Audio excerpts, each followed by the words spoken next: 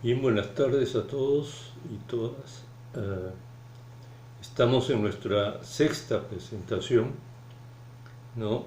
Y seguimos hablando sobre la violencia que hemos enfocado, ¿no? A partir, digamos, por ahora, de las doctrinas contra la violencia, ¿no? Que hasta hace muy poco eran desconocidas, se veían como un caso excepcional, ¿no?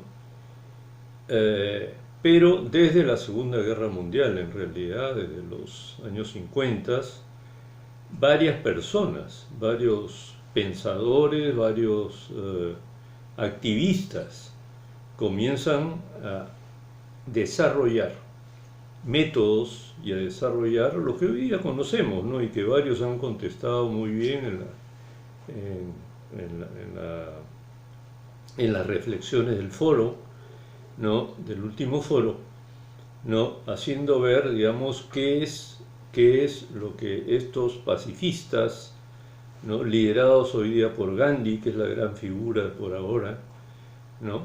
En nuestros tiempos modernos, ¿no? ¿Qué es lo que plantean? Un primer gran tema es de dónde sale esta fortaleza ética. Algunos lo han dicho, ¿no? Pero yo quisiera aquí que sea conocido por todos esta información, ¿no? Gandhi, Mohandas Gandhi, que le decían Mahatma, ¿no? Que quiere decir maestro. El maestro Gandhi aprovecha lo que es la cultura y la religión o las religiones y las culturas que hay en la India, ¿no? No se olviden que eh, ¿no? Estos principios éticos entonces no están sueltos, no sueltos por ahí, sino que pertenecen, ¿no? A principios o a métodos, ¿no? De autocontrol, ¿no? Y de alejamiento, digamos, de lo que son las motivaciones materiales. Entonces son lo que nosotros llamamos hoy día, ¿no? También, digamos, surgen desde el mundo espiritual y desde el mundo religioso y cultural, ¿no? Y lo grande ahí es que Gandhi sí ha conocido el cristianismo. Él se educó en Londres y ahí hizo la profesión de abogado, ¿no? Y estaba relacionado con grupos religiosos, muchos de ellos católicos, otros eran protestantes, anglicanos, que es no una de las religiones, la religión mayoritaria de Inglaterra, ¿no? Pero él, luego que conoció estas experiencias, tenía un principio y él decía, no, eh, todo lo que yo les traigo en realidad también está en el cristianismo, ¿ya? Pero el problema es que los cristianos no lo practican. Y es verdad, si uno ve la vida de Jesús, la práctica de Jesús, es una práctica totalmente no violenta, pacífica. La única vez en que Jesús monta en cólera, en realidad, es cuando no ve el comercio que están haciendo, ¿no? En las entradas del templo de Jerusalén. Que él entonces agarra unas sogas, un chicote, algo, y los expulsa, ¿no? De una forma bastante violenta, digamos, a los mercaderes del templo, ¿no? Bien, entonces hay una primera cosa que es importante decir ahí, y ya he dicho la relación con la religión. Otros ejemplos, ¿no? De personas que surgen desde las religiones y desde ahí trabajan y luchan por los derechos de la gente, por la igualdad, etcétera, ¿no? Se dan en el caso, por ejemplo, de Martin Luther King. Martin Luther King es una persona en años 50, es un pastor de una de las iglesias bautistas, creo, allí en Estados Unidos, ¿no? Y todavía en varios estados de Estados Unidos hay segregación abierta, Es decir, a los negros los tienen separados, escuelas separadas, y también los ponen en la parte de atrás de los buses, ¿no? Entonces, ha habido un caso de una señora que se negó a ir a la parte de atrás del bus, una señora morena, ¿no? Y se sentó adelante. Entonces vino la policía, se la llevó presa, ¿no? La llevaron donde el juez, la condenaron, y entonces ahí Martin Luther King, ¿no? Va a esa localidad, ¿no? Y encabeza, digamos, una protesta organizada y de varios días para decir de que estaba muy mal, digamos, si es que eso es una ley, estaba muy mal. O sea que hay otra, digamos, aquí tenemos de nuevo la relación entre este tema y las religiones, la religión en este caso, pero veamos también otros componentes, ¿no? En este caso de Martin Luther King, hay una gran, digamos, convocatoria a la gente que quiere luchar por los derechos civiles. Y no solo están convocando a los negros, hay mucha gente que no es negra y que va a estar en las grandes manifestaciones, activistas, ¿no? Que creen en los derechos y en la igualdad de todas las personas, más allá de las razas, las religiones, lo que sea, ¿no? Bien. Entonces, Martin Luther King es otro ejemplo que nosotros tenemos que mirar, además un mártir, igual que Gandhi, ¿no? Porque lo matan estando en plena actividad, digamos, por los derechos civiles en Estados Unidos. Y finalmente, durante el gobierno de Kennedy y al año siguiente, en que a Kennedy lo matan también, ¿no? Ahí en Estados Unidos, ¿no? Se aprueba una ley por primera vez donde se reconoce la igualdad de derechos de los negros, ¿no? Wow. Entonces es importante, yo creo, recorrer un poco la historia porque eso nos va dando idea de los conceptos que se están utilizando, quiénes los utilizan y cómo es. Bien, iba a presentarles también un tercer caso, quizás hasta más cercano a nosotros como latinoamericanos, ¿no? Y también de una personalidad católica, digamos, que también se enfrentó a una situación de poder de un Estado que fue la República de El Salvador, ¿no? Donde hasta ahora hay opresión contra los pueblos indígenas, ¿no? Y era una época en la cual estos grupos, digamos, antiindígenas, lo que querían era terminar, ¿no? O no darles, digamos, ¿no? las prerrogativas, los derechos a que tenía derecho esa gente por estar en un Estado democrático. Ellos sí tenían elecciones y todo, pero los indígenas no contaban para nada, ¿no? Y lo que sucede con Monseñor Romero es que lo va a matar, digamos, una persona que está relacionada con un partido político que está contra esos derechos, ¿no?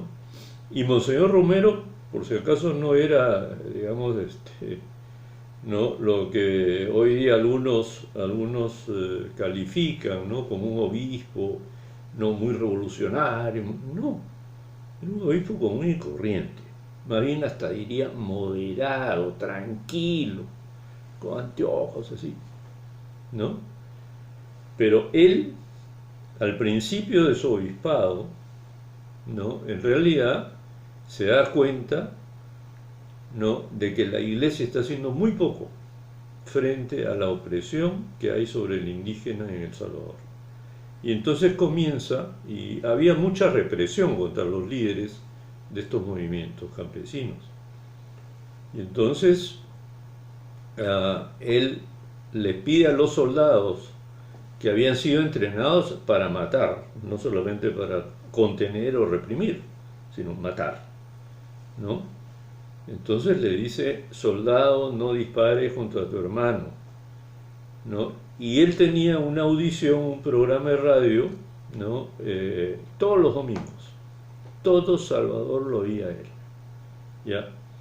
Y entonces esto les da como una, no sé si sería rabia, ira, qué, ¿no? Pero deciden eliminar al obispo. Y el obispo era pues nada menos que arzobispo de la capital de El Salvador, ¿no?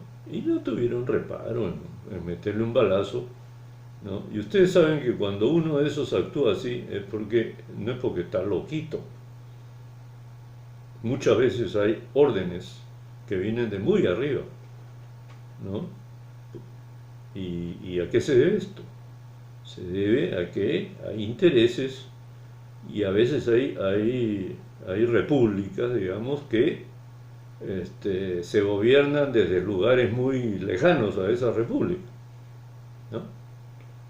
Entonces simplemente en ese momento había batallones entrenados en Estados Unidos, digamos, que también después van a asesinar, ¿no?, a todo un grupo de sacerdotes jesuitas que eran profesores en la Universidad Católica o que trabajaban con el campesinado, ¿ya? Entonces, tenemos, ¿no?, en América Latina, podría seguir dando ejemplos, en Argentina, ¿no?, qué sé yo, durante las dictaduras se ha atentado y se ha matado, ¿no?, digamos a obispos, sacerdotes, religiosas, etc. Cuando también ha habido eso, digamos, por parte de movimientos tipo Sendero Luminoso, ¿no?, que atentó y mató pues a 2 religiosas y a 3 sacerdotes por lo menos, ¿no? Y atentó contra otros de la jerarquía, pero no tuvo éxito, felizmente, ¿no? Bien, entonces el otro gran tema, digamos, que viene con esto de la no violencia, ¿no?, es que generalmente no hay que pensar que son movimientos que están por encima del bien y del mal, ¿no? Son movimientos que se forjan en las bases de una sociedad, ¿ya?, lo que llamamos el campo social.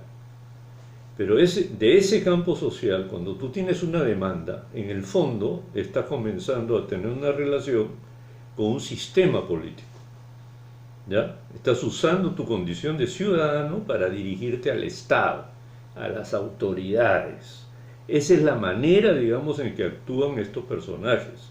Entonces generan un movimiento de protesta, pero ese movimiento de protesta de alguna manera dialoga, negocia, pone condiciones, etcétera, al poder, ¿ya? No son gente que está por su lado, digamos, y están haciendo sus cosechas, digamos, fuera ¿no?, de la relación con la política. Lo que pasa es que esa política está gobernada, ojalá toda la política fuera así, está gobernada por principios, ¿ya?, o valores, decimos hoy día, ¿no? Entonces, yo quiero que sea más igual el Perú. ¿De qué estamos hablando? De un valor, que es el valor de la igualdad. Todos somos iguales. Tengamos el color que tengamos, procedamos de donde sea, si tienes plata o no tienes plata, si tienes un nivel universitario, etc. Todos somos iguales, todos somos creados por Dios. Hasta había un obispo, ¿no?, un poco gracioso, que decía, todos tenemos ombligo, porque todos somos iguales, ¿no? Bueno, en una manera de hablar de la dignidad que habla el pensamiento cristiano, ¿no? Los derechos humanos están basados en esa dignidad, y lo dice en la Declaración Universal de Derechos del Ciudadano. Bien, entonces, sobre no violencia yo les aconsejo leer, ¿no?, alguna semblanza también de Luther King y de Monseñor Oscar Romero, arzobispo de El Salvador, que hace unos 25 años, un poco más, fue asesinado, ¿no?, por defender y por decir cosas claras en el radio, ¿no?, frente a unas autoridades que querían tapar todo esto, ¿ya? Bien. Un segundo gran tema digamos, y que nos trae, ¿no? Cómo enfrentar la violencia hoy día en un mundo moderno, ¿no? Entonces tenemos mecanismos, y un gran mecanismo es el mecanismo de la democracia, ¿no? Y quiero decir democracia, que es el concepto, ¿ya? Donde hay igualdad, donde hay derechos, donde toda la gente es igual, eso es una democracia, ¿ya? Y hay distintas maneras de aplicar esa democracia. Hoy día casi cada país, a pesar de que a veces tienen hasta parecidas las constituciones, porque ustedes saben que en las constituciones están los grandes finalidades o valores, digamos, que presiden un Estado, ¿ya? Bueno, entonces, la democracia. Lo primero de una democracia, bueno, es que todos nos sintamos iguales. Antes era, mire la declaración de la independencia del Perú. El Perú de este momento es libre e independiente por la voluntad general de los pueblos, voluntad general de los pueblos. Se está acercando al concepto, pero todavía no habla, digamos, de la igualdad de todos los peruanos, ¿no? ¿Y cuánto nos ha costado llegar a que todos los peruanos voten, por ejemplo? ¿No? Nos ha costado más de un siglo, ¿no? 150 años más o menos, ¿no? Porque la última reivindicación para que voten todos los peruanos fue el derecho de voto del analfabeto. Analfabeto era el campesino, el señor campesino, el ciudadano campesino, que solo hablaba quechua, y entonces era analfabeto porque no escribía en castellano. ¿Qué les parece? ¿No? Y eso recién el año, digamos, año 79, con la Constitución del 79. ¿Ya? Y mucha gente escandalizada, qué horror, ¿cómo hacen eso? Ellos no saben lo que quieren, como si fueran menores de edad, ¿no? O sea, hay mucho desprecio e ignorancia, y también, por supuesto, que hay ganas, digamos, de yo soy, ¿no? Yo soy más que tú, ¿no? ¿Por qué? Por mí mismo, porque, no sé, por alguna razón, tengo plato, tengo no sé qué, ¿no? Entonces yo soy más, ¿no? Y hay muchos señores que andan manejando carro por San Isidro, Miraflores, con los para un policía, que es lo primero que le dicen: oiga, usted no sabe con quién se está metiendo, ¿no? No, ¿qué es eso? Ya, eso tú no lo oyes en Uruguay, no lo oyes en Costa Rica, quizá algún loco por ahí, pero no oyes a un montón de personas que dicen esto. Entonces, nos falta bastante, digamos, para llegar a una convicción, a una sensibilidad, ¿no? Para tener una base que es la vida democrática. Si hay vida y ambiente democráticos, vamos a tener instituciones y vamos a tener mejores representantes y vamos a tener mejores gobiernos. Pero si no tenemos esa convicción entre nosotros, nunca vamos a tener eso. Porque ustedes saben que muchas instituciones que están en nuestra Constitución vienen de pensadores, bueno, que son excelentes a nivel universal, pero que nunca conocieron el Perú. Entonces, ¿cómo se aplicó acá en el Perú los principios de Rousseau, un francés, digamos, que es el que piensa un poco de estos mecanismos de la democracia? Bueno, o sea, por ejemplo, la democracia es, para decirlo así en pocas palabras, ¿no? Es el diálogo entre el poder, la autoridad y el ciudadano, ¿ya? Y es un diálogo que tiene que tener ida y vuelta. El ciudadano puede dirigirse al que gobierna y el gobernante puede dirigirse al ciudadano, ¿ya? Y entonces hay un diálogo, se intercambian ideas y se intercambian también demandas. Hoy hablamos de demandas, ¿no? Hay muchas demandas en los pueblos, en los peruanos, etc. Entonces, ¿no? Esas demandas sirven para gobernar, son la materia con la cual tú gobiernas.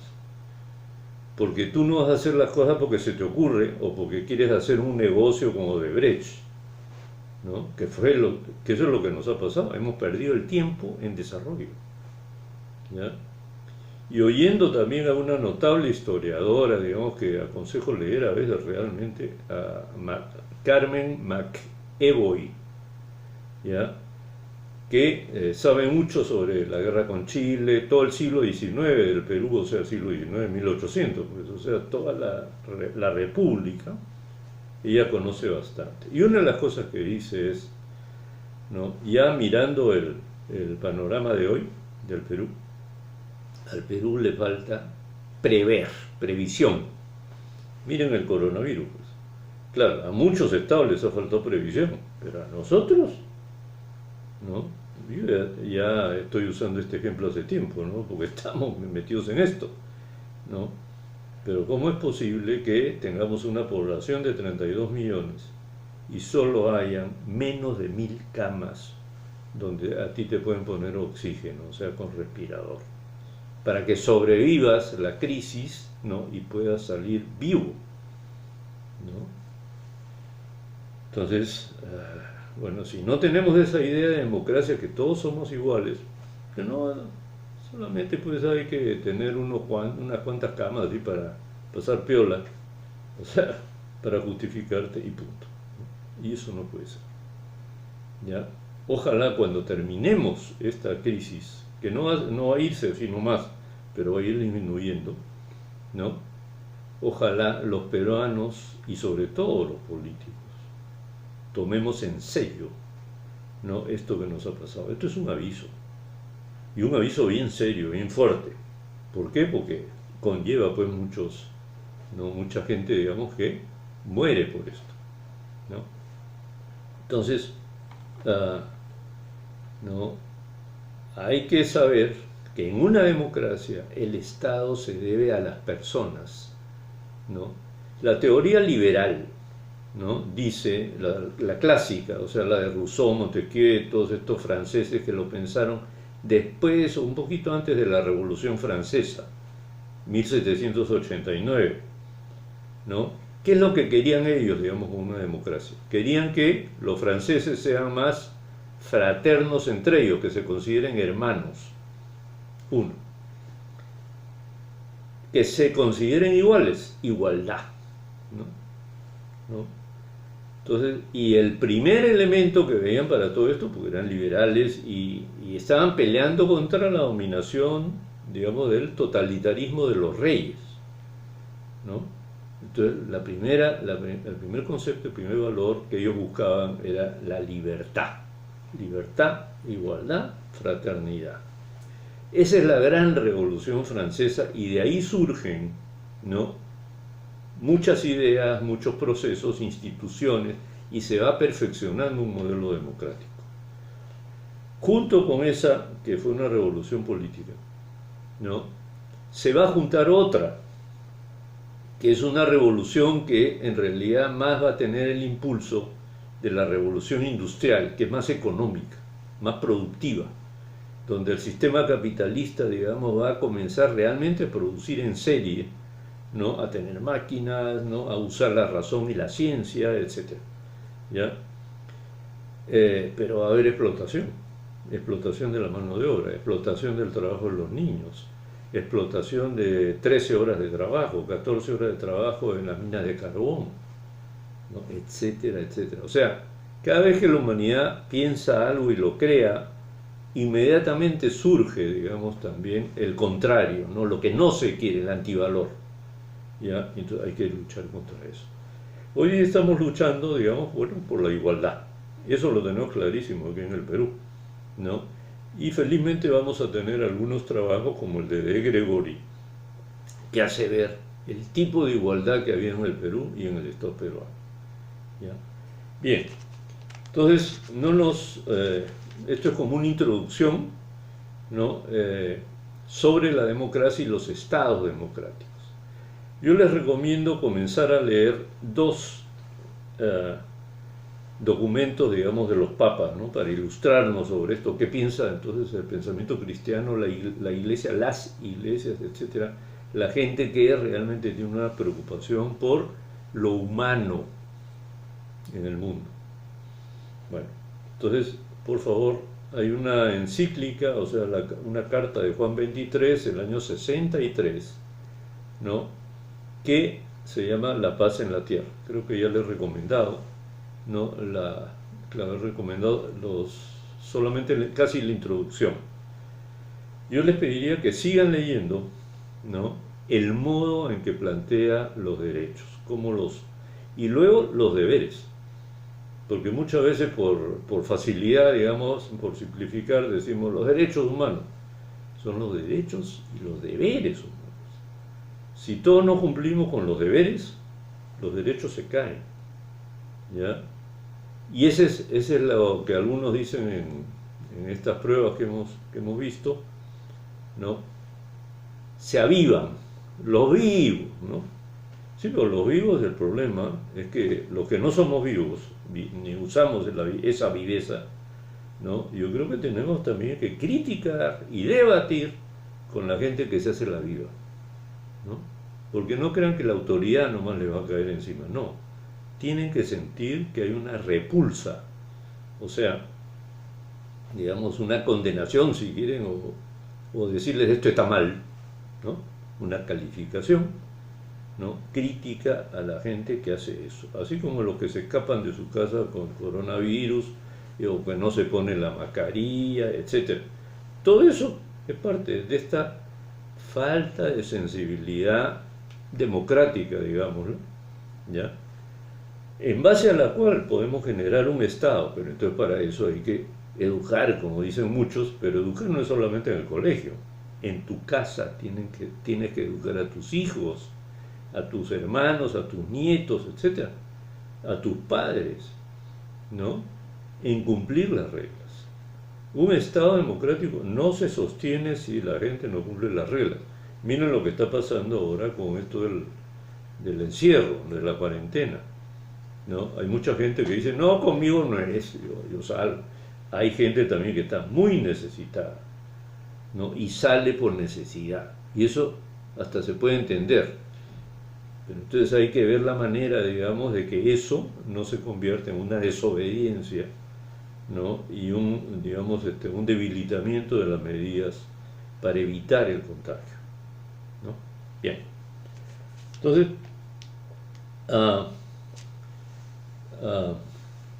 el otro documento, ¿no?, que les planteo comenzar a leer, porque es muy interesante, es el del Papa Juan Pablo II.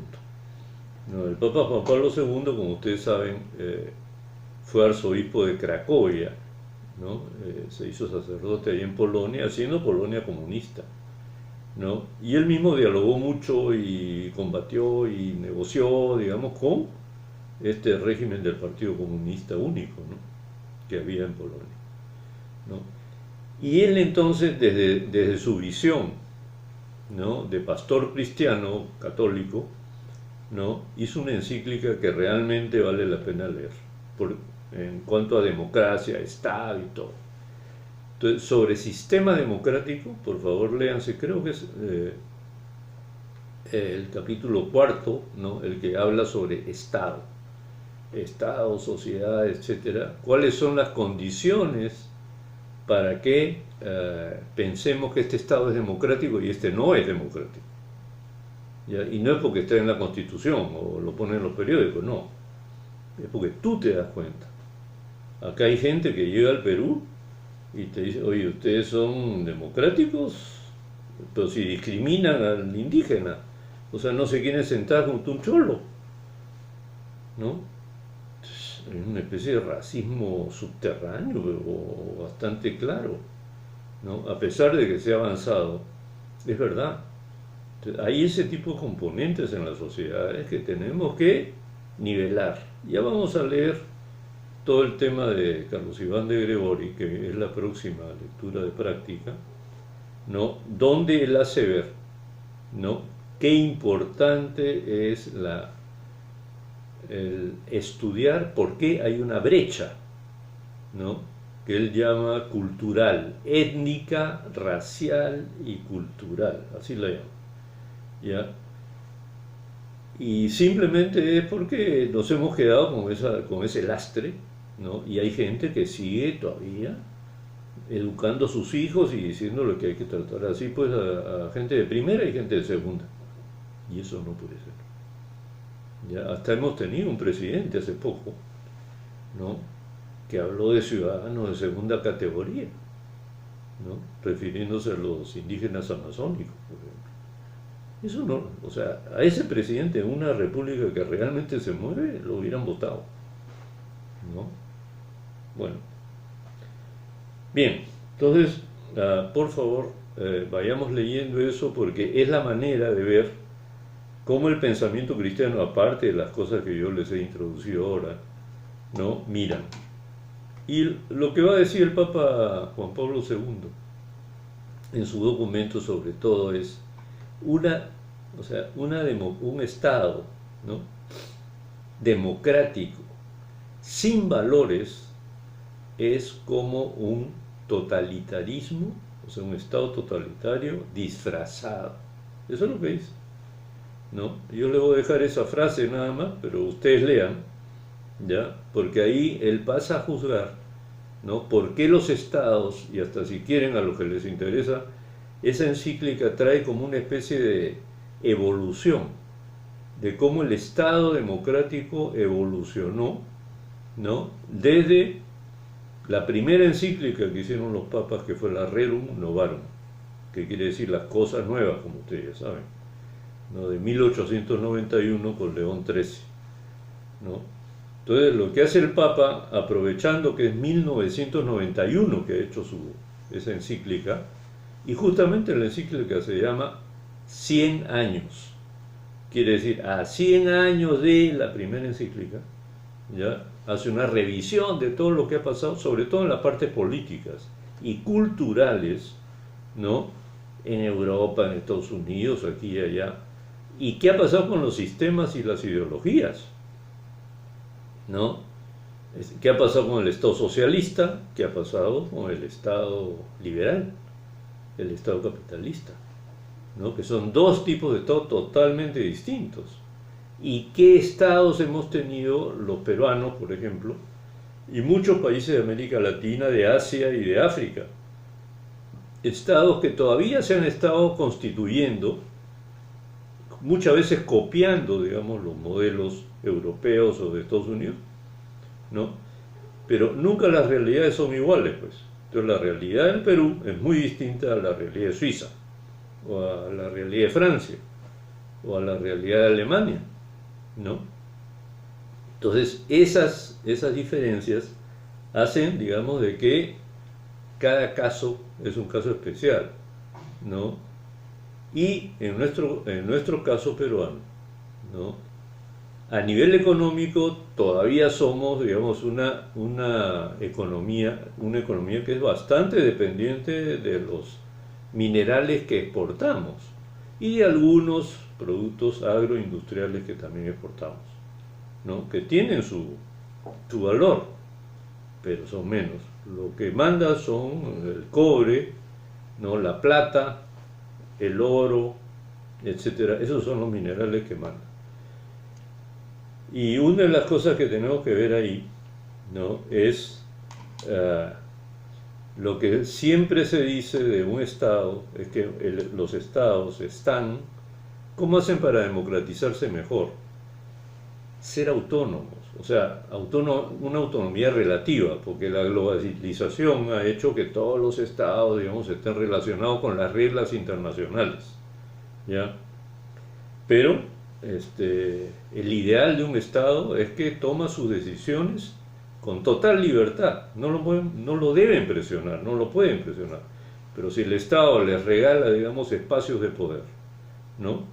Y obras a la compañía tal o cual, etcétera, ahí sí estamos hechos.